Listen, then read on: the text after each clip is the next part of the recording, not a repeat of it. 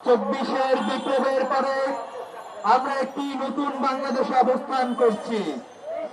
আমরা বিগত ফ্যাসিস্ট সরকার আমাদের দেশের জনগণের উপরে যেভাবে হত্যাযজ্ঞ চালিয়েছে, যেভাবে গুম খুন করেছে, আমরা এ সকল হত্যা এবং গুম খুনের বিচার দাবি করছি।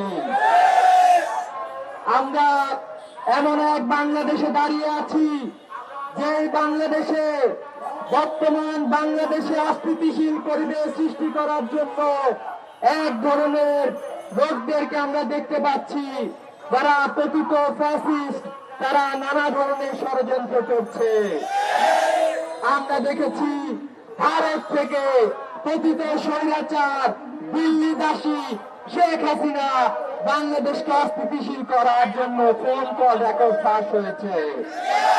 আমরা আরো দেখেছি আওয়ামী বিভিন্ন নেতৃবৃন্দ যারা জনগণের বিরুদ্ধে গুলি চালিয়ে তারা বাংলাদেশের ছাত্র সমাজকে দমাইতে পারে নাই, তারা এখন আবারও ষড়যন্ত্রের হুমকি দিচ্ছে।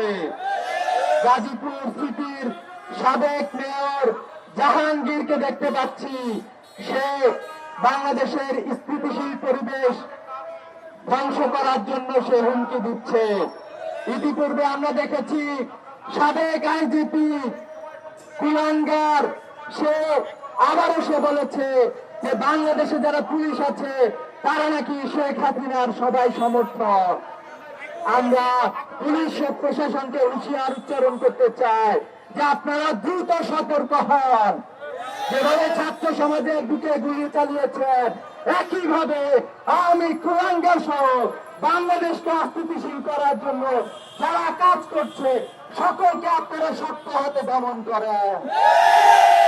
সেই সাথে আমরা স্বরাষ্ট্র উপদেষ্টাকে বলতে চাই যে আপনি চিহ্নিত করেন প্রশাসনের কোন কোন কর্মকর্তা বাংলাদেশের পরিস্থিতি স্থিতিশীল করার জন্য কাজ করছে না, তাদের তালিকা দেন। তাদের বিরুদ্ধে প্রয়োজনে ছাত্র সমাজ ঐক্যবদ্ধভাবে আবার আন্দোলন করবে।